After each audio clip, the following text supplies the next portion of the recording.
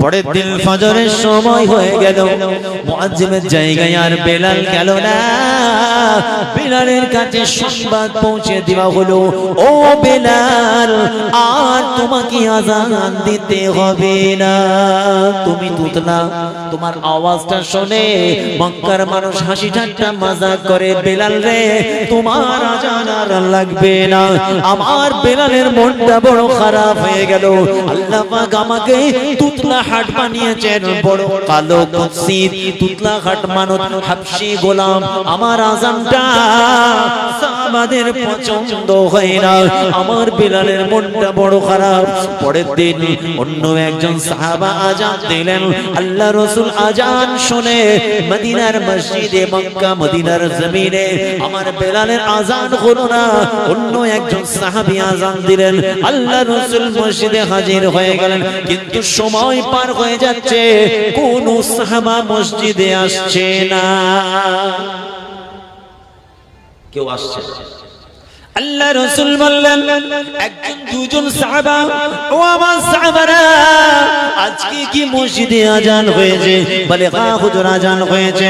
তো সাহাবারা কেন আসছে না? বলে হুজুর জানি না। একজন দুজন করে সাহাবা আসছেন। আল্লাহ রাসূলের কাছে জিবরিল ফেরেশতা এসে হাজির। জিবরিল ফেরেশতা এসে গেছে আল্লাহর কাছে, ইয়া রাসূলুল্লাহ, ইয়া হাবিবাল্লাহ, আল্লাহ পাক সংবাদ পাঠিয়েছেন। কি সংবাদ? আজকে মসজিদে কেন আযান হয়নি? এই সুবহানাল্লাহ বলবেন না আপনারা? এই জোরে বলা যাবে না সুবহানাল্লাহ? কারণটা কি? বেলাল আযান দেয় না। ইয়া রাসূলুল্লাহ, ইয়া হাবিবাল্লাহ, আল্লাহ পাক আল্লাহ রাব্বুল আলামিন সংবাদ পাঠিয়েছেন। আল্লাহ পাক জানিয়েছেন বেলাল যেন আযান দেয়। আল্লাহ পাক আমার বেলালের আযান শুনতে চায়। আল্লাহ রাসূল বলছেন, ভাই জিবরিল, আজকে তো আযান হয়েছে, তবে বেলাল আযান দেয়নি। আমার অন্য একজন সাহাবা আযান দিয়েছে। কেননা মক্কার মানুষেরা, কুফারে মুশরিকরা বেলাল তুতলা বলে হাসি ঠাট্টা মজাক করে, কত রকমের রহস্য করে। এই জন্য আমার সাহাবারা যুক্তি করে, আলোচনা মাশওয়ারা করে অন্য একজন সাহাবাকে মুয়াজ্জিনের দায়িত্ব দিয়েছে। আমি রাসূলুল্লাহ পরিষ্কার জানতে পারছি আযান হয়ে গেছে।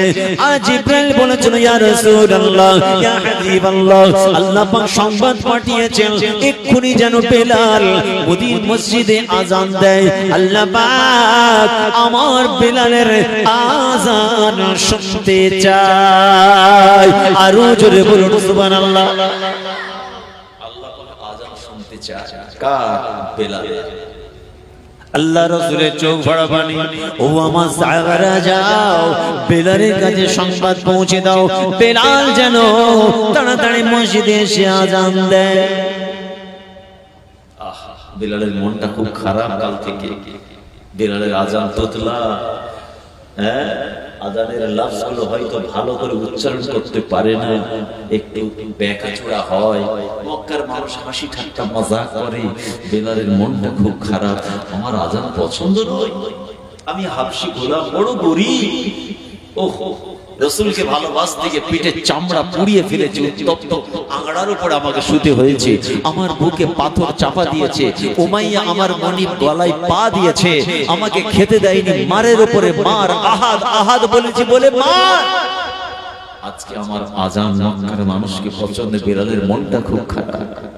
আল্লাহ রাসূলের সাহাবা দৌড়ে দৌড়ে দৌড়ে বেলালের কাছে পৌঁছে গেল। ও ভাই বেলাল, দেরি করো না, আল্লাহ রাসূল আপনাকে ডাকছেন, চলুন তাড়াতাড়ি মসজিদে, আপনাকে আযান দিতে হবে। আমার বেলাল বলে, না না, আমি আযান দেব না। কেন না? আমার আযান কারো পছন্দ নয়।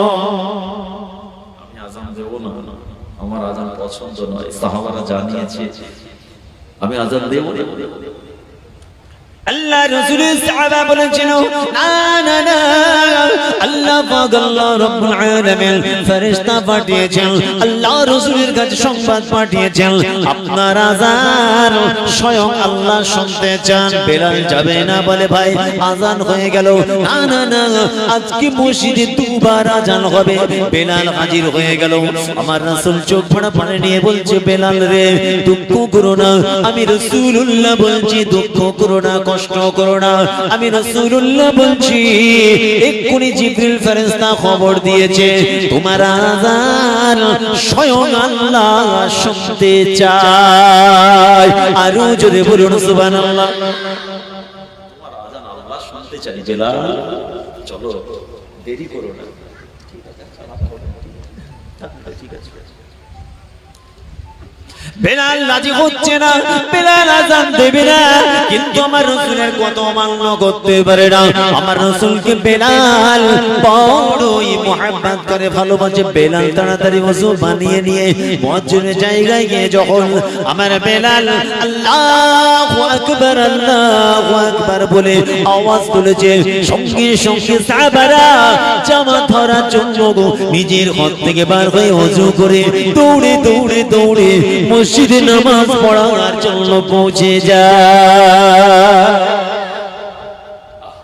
আজকে লক্ষ লক্ষ মসজিদে ভাই আমার আযান হচ্ছে, কিন্তু ওই আযান বেলালের আর পাওয়া যাবে না। আর পাওয়া যাবে? তাই বলেন পাওয়া যাবে? তাই বলছি সব আছে, হাকিকত নাই। আমার ইমানদার 1 ঘন্টা 15 মিনিট হতে যাচ্ছে, আমি একটা কথাই বলছি, মোবাইলের ব্যাটারি যেমন ঠিক করলে মোবাইল চলে, কলব আপনার ঠিক থাকলে সবটা আপনার ঠিক থাকবে। বুড়ো বাপ মাকে কষ্ট দেবেন না, এটা বড় ব্যাধি আমাদের, সব থেকে বড় রোগ। আজকে হাজার হাজার হাজার যুবক ছেলে বাপ মাকে খেতে দেয় না। আমি আমার যুবক ভাইদেরকে স্পেশালি বলছি, সারা জীবন ওই দরজায় দরজায় দোকানে দোকানে ঘুরতেই হবে, কাজ আর পাবে না। ঘুরতেই হবে, কর্মসংস্থানও হবে না, তোমাদের নসিবে চাকরি বাকরিও হবে না, কোনো কাজও পাবে না। তোমরা নিজের বাপ মাকে ভালোবাসো। রাসূল বলছে বাপ মার কদমে জান্নাত। বাপ মা রাজি তো আমি রাসূল রাজি, আমার আল্লাহ রাজি। বাপ মা যদি একবার দোয়া চায়, আমি রাসূল বলছি আল্লাহর দরবারে দোয়াটা কবুল হয়ে যাবে। আবার বাপ মা যদি পাতোয়া করে, ওটাও আল্লাহর দরবারে কবুল হয়ে যাবে।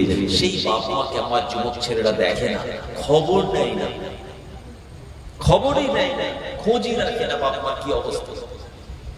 খবরদার, বাপ মার চোখে যদি পানি বেরিয়ে যায় আপনার ব্যবহারে, আপনার ভবিষ্যৎ ধ্বংস হয়ে যাবে।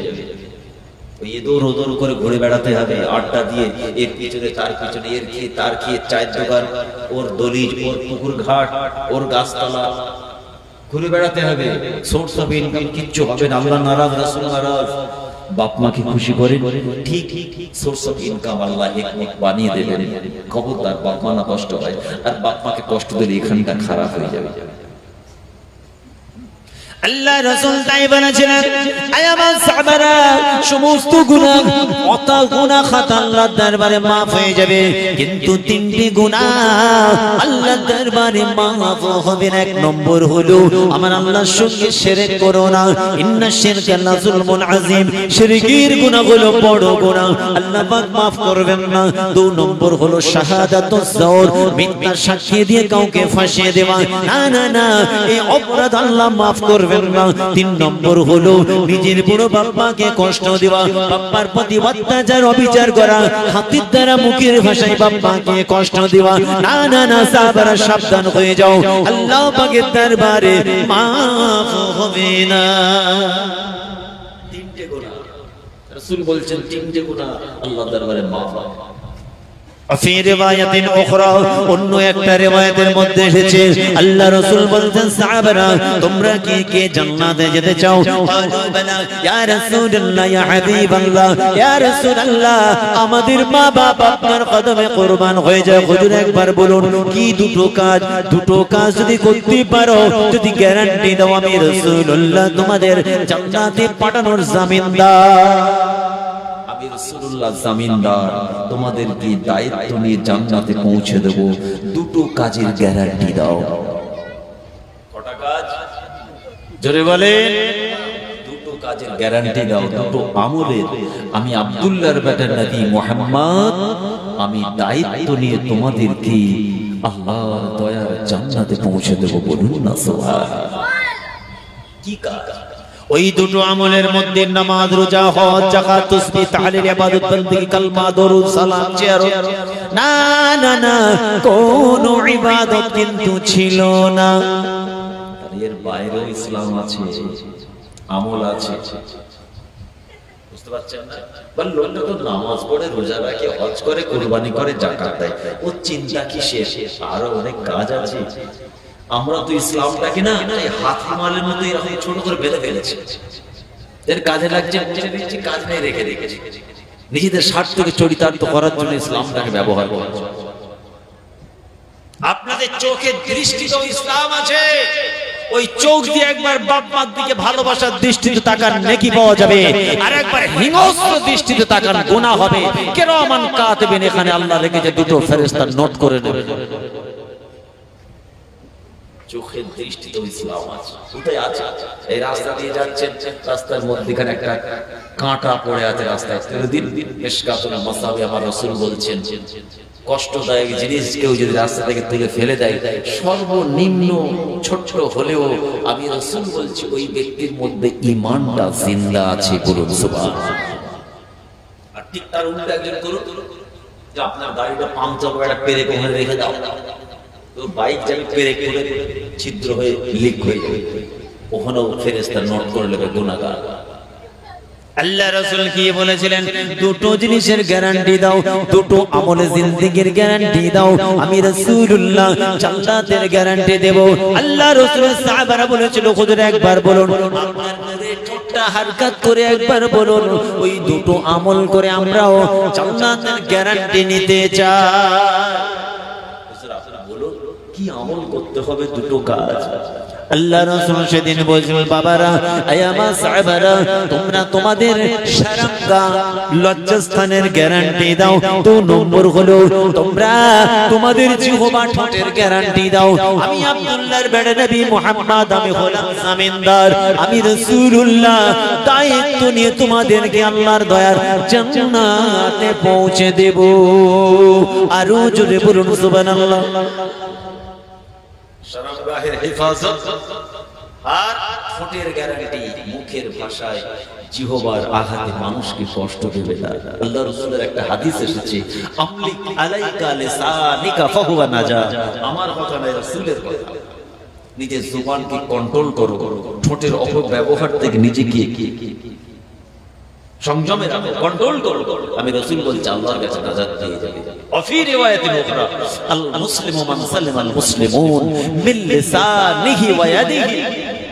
আপনি নিজেকে মুসলমান বলে দাবি করতে পারেন না যদি আপনার হাতের দ্বারা মুখের ভাষায় জনগণ কষ্ট পায়। কত বড় আপনি নামাজি, কত বড় হাদিসে মানুষকে মুখের দ্বারা, জিহ্বার দ্বারা মানুষকে কষ্ট দেন। আপনি মনে করছেন কি তাসবিহ পড়ে আমি জান্নাতে ঢুকে যাব? নামাজ পড়ে আর তাসবিহ পড়ে লাগিয়ে জান্নাতে ঢুকে যাব? মানুষকে কষ্ট দেবেন, ইয়েতিমের মেরে খাবেন, হবে?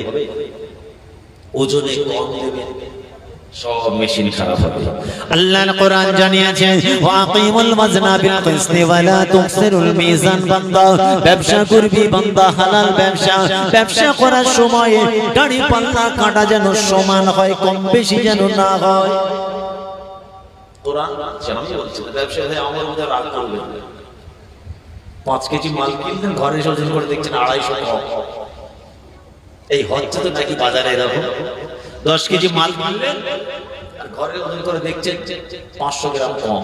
তাহলে বলুন, এই 500 গ্রামের পয়সা তো নিয়েছে, মাল দেয় না, তাহলে এইটা যে খেলো এটা টাটকা হারাম না বাসি হারাম? এই কথা বলছে, টাটকা হারাম না বাসি হারাম? বাসি হারাম। 30 বছর ধরে ব্যবসা করছে আর খাচ্ছে হারাম। তাই শোনেন, আপনার পাশে আমার জমি, আমাদের 2 ভাইয়ের জমি, দুদিকে আপনার জমির মধ্যখানে। আপনার জমির পরিমাণ হলো 10 শতক, আর মেপে দেখছি 12 শতক। এই 2 শতক কোথা থেকে? আপনি মালিক হচ্ছেন 10 শতক, কিন্তু যখন মেপে দেখছি 12 শতকের মালিক আপনি। এই 200 কোথা থেকে এলো? ওদিকে 1 কোদাল, এদিকে 1 কোদাল, 6 মাসে 200 বেড়ে গেছে। বলুন এই 200 আলু, ধান, সবজি যে কামাই করে নিজে খাচ্ছে, বাচ্চাদের খাওয়াচ্ছে, যত প্রোটেকশন, বাচ্চা সব হারাম, নিজের পুরো বাপ মাকেও হারাম খাইয়ে হারাম ঘর বানালো। তাহলে বলুন নাজাত পাওয়া যাবে? কারণ একটাই, ওর মেশিনটা খারাপ হয়ে গেছে, এখানটা বিগড়ে গেছে, এখানটা ট্রিটমেন্ট করতে হবে। খালেস দিলে অন্তর থেকে তওবা করতে হবে, আকীদা, ঈমান, মুমিন মুসলমান হতে হবে, মজবুত করতে হবে আকীদা। নাজাত এখানটা খারাপ, বাপ মাকে কষ্ট দেবে না। প্যারে হাজির, বাপ মার দোয়া আল্লাহর দরবারে কবুল হয়, গ্যারান্টি দিয়েছেন রাসূল। খবরদার। আর মানুষের পিছনে মানুষের কথা সমালোচনা, গীবত করা, নামিমা, কান খুশকি করে মানুষের পিছনে খোঁচা মেরে কথা বলা, হয়তো নাকি আমাদের দ্বারা বুখারী শরীফে একটা হাদিস এসেছে, জীবজন্তু পশু পক্ষীর প্রতি দয়া দেখানো সম্ভব। খাঁচার মধ্যে একটা পাখি আছে, চোরা দিয়ে সে খাবে, গরুর গলায় দড়ি বাঁধা আছে, পরিষ্কার জায়গা বেঁধে দিলাম, ঘাস পর্যন্ত পেল না, সারাদিন রৌদ্রে বাঁধা আছে। আল্লাহ সৃষ্টি জীবের প্রতি দয়া দেখানো আল্লাহর বড় রহমত। আল্লাহ রাসূলের একজন উম্মতি, একজন নোংরা মহিলা পতিতালয় থেকে ফিরে আসছে, রাস্তা দিয়ে যেতে যেতে লক্ষ্য করে দেখছেন একটা ভয়ঙ্কর একটা কুকুরের গলায় হাড় আটকে গেছে। কুকুর হাড় জীবই তো, একটা হাড় একটা কুকুরের গলায় আটকে গেছে। হাদিসটা বুখারী শরীফে এসেছে।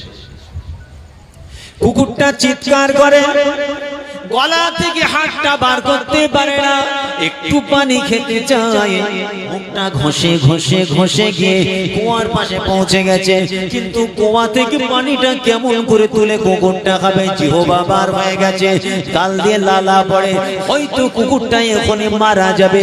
কুকুরটা তার নিজের ভাষায় বাঁচার জন্য চিৎকার করে, কেউ তার পাশে যায় না। আমরাই যাই, আমরা পারি, আমরা একটু আবার মারি, তারা কুকুর চিল্লালে আরো ঢিলা মারি। কুকুরটা গলায় একটা হাড় আটকে গেছে, চিৎকার করছে, কেউ তার কথা শুনছে না, সে নিজের ভাষায় আল্লাহর কাছে বাঁচতে চাইছে। একজন নোংরা মহিলা পতিতালয় থেকে ফিরে আসছে, সে কুকুরটাকে দেখে ওর মনে একটু দয়া হলো, আমি অপরাধী হতে পারি, গুনাহগার, কিন্তু আল্লাহর একটা সৃষ্টি জীব, ওর গলা আটকে গেছে, ও মারা যাবে।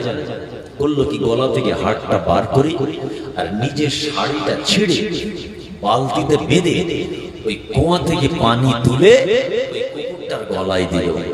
কুকুরটা জান ভরে একটু পানি খেলো, জীবন ফিরে পেল। ওই কুকুরটা নিজের ভাষায় গালটা হাঁ করে আল্লাহর দরবারে কি যেন বলেছিল। কি বলেছিল আমরা বলতে পারবো?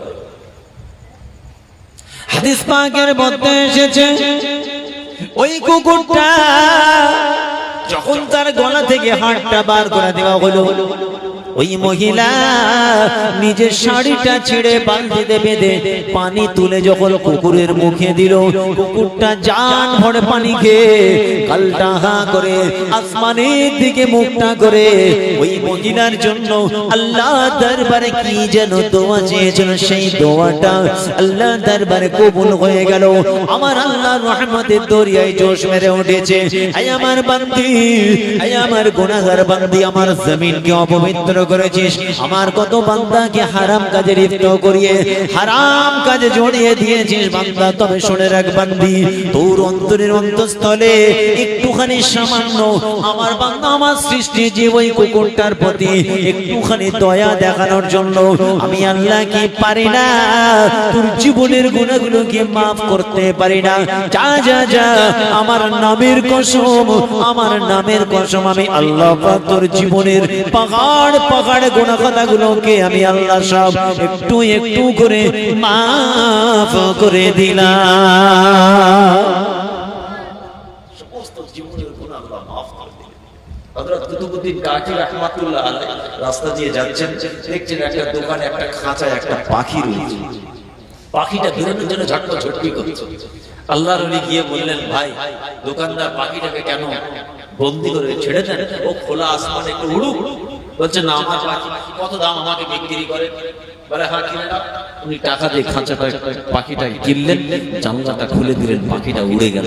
ওই পাখিটা কুতুবউদ্দিন কাকি রাহমাতুল্লাহ আলাইহি এত মহব্বত করেছিল সারা জীবন, হুজুরকে ছেড়ে কোথাও যায়নি। হুজুর যখন দুনিয়া থেকে চলে গেলেন, হুজুরের লাশ মোবারক রাখা আছে, আসমান থেকে পাখিটা উড়ে উড়ে এসে লাশের উপরে পড়ে ঝটপা ঝটপি ঝটপা ঝটপি করছে। অবেলা জিন পশু পক্ষীকে ভালোবাসবে। আপনারা জানেন আশিকে রাসূল আলা হযরত ছোট হুজুর পীর কেবলা রাহমাতুল্লাহ আলাইহি একটা বাঁদর ছিল পোষা, জানেন? দেখেছেন আপনারা কেউ? মুরব্বিরা হয়তো দেখতে পারে, আমরা খুব ছোট দেখেছি, মনে আছে। হুজুর যখন দুনিয়া থেকে চলে গেলেন, বাঁদরটা খাওয়া বন্ধ করে দিল, চুপ করে বসে থাকে। যত ভালো ভালো খাবারই দিক না কেন, বাঁদরটার কিছু মুখে দিল না। ওই অবস্থায় এক সপ্তাহ পর মারা গেল।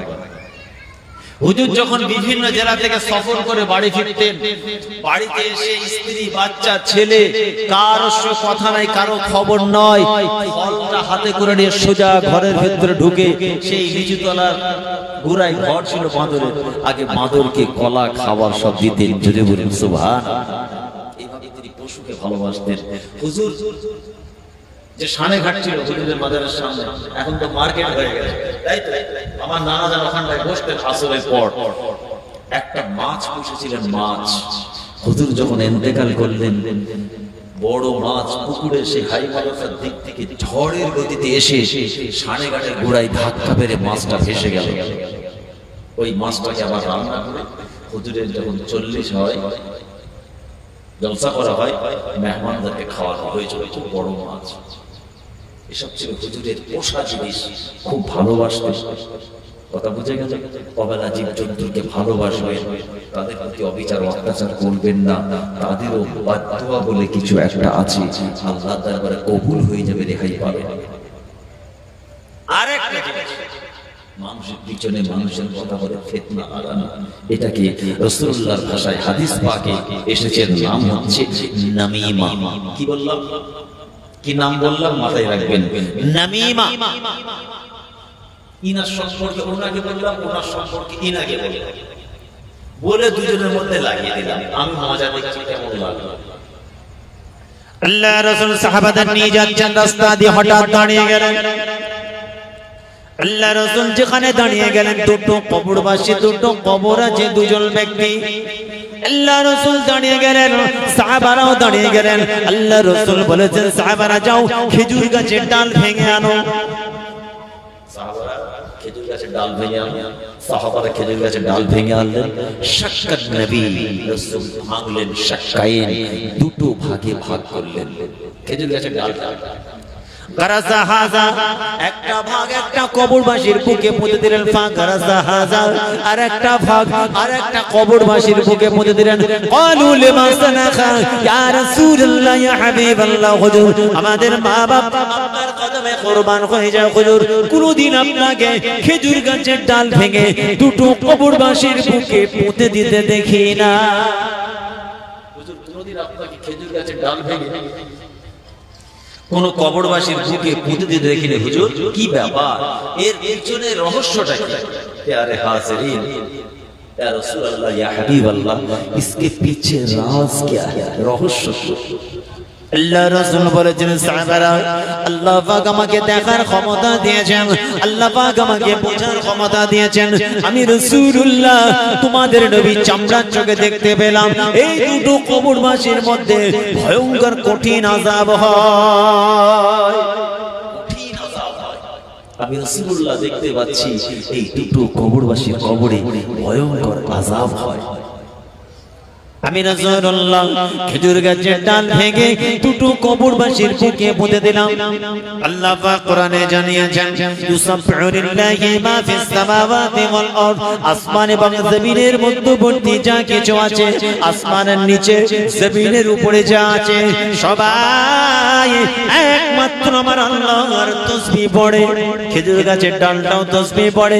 আমি দুটো ভাগে ভাগ করে শাক্কায়েন, এর বুকে একটা, এর বুকে একটা পুঁতে দেওয়ার জন্য আমি রাসূলুল্লাহ, আমি আশাবাদী আনহুমাল আযাব।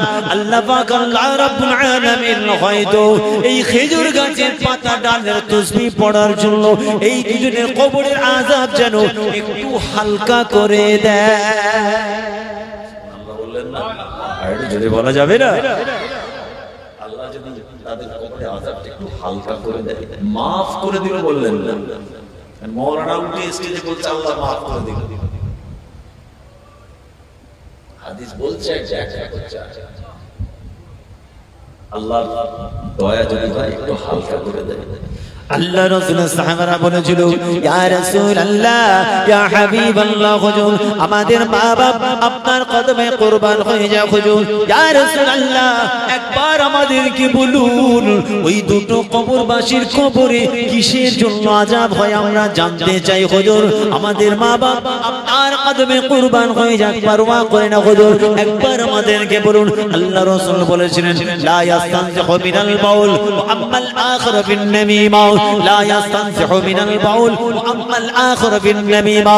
একজনের আযাব হয় নাপাক থাকতো, নাপাক অপবিত্র, সব সময় নিজের শরীরকে অপবিত্র করে রাখতো। আম্মাল আখির বিন নামিমা, দ্বিতীয় ব্যক্তির আযাবে কবর হওয়ার কারণ হলো মানুষের পিছনে সমালোচনা, এর কথা ওকে ওর কথা থেকে মানুষের কান কামড়ে কথা বলে ভাই ভাই ফিতনা লাগিয়ে দিয়ে আনন্দ করত। আমার আল্লাহ পাক আল্লাহ রাব্বুল আলামিন এই দুটো ব্যক্তি কবরে আযাব দিয়েছেন। এই আমার সাহাবারা শুনে না গো, আমি আব্দুল্লাহর বেটা নবী মুহাম্মদ জানিয়ে দিলাম দুটো কারণে আযাবে কবর হয়।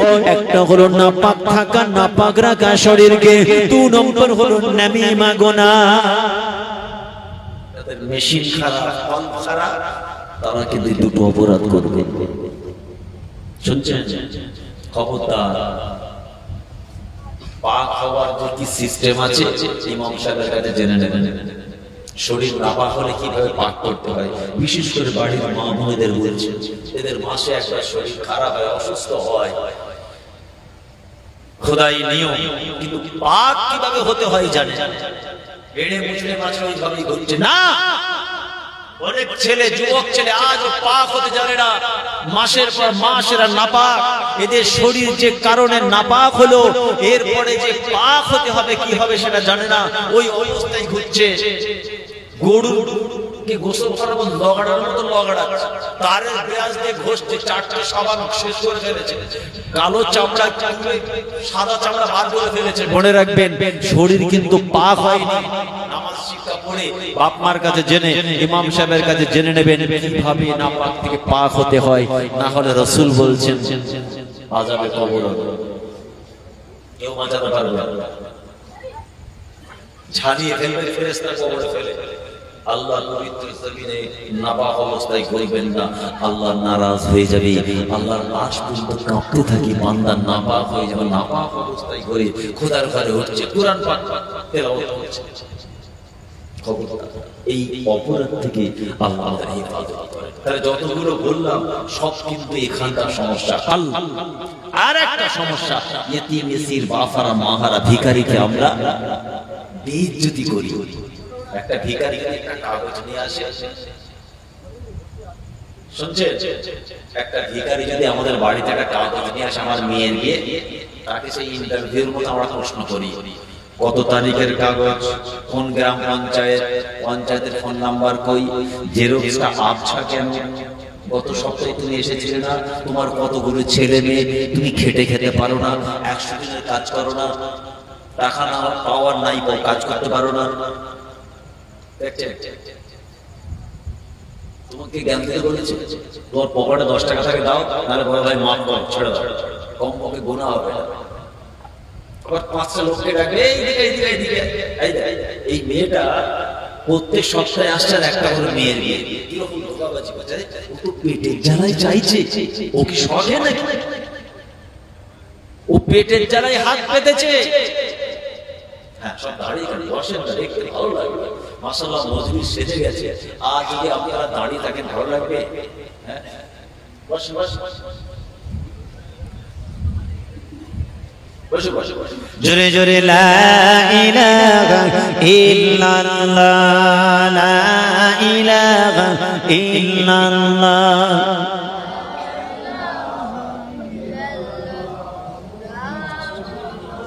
আর জোরে হাসবি রব্বি জাল্লাল্লাহ মা ফি কলবি গায়রুল্লাহ হাসবি রব্বি জাল্লাল্লাহ মা ফি কলবি গায়রুল্লাহ নূর মুহাম্মদ সাল্লাল্লাহু লা ইলাহা ইল্লাল্লাহ জোরে জোরে লা ইলাহা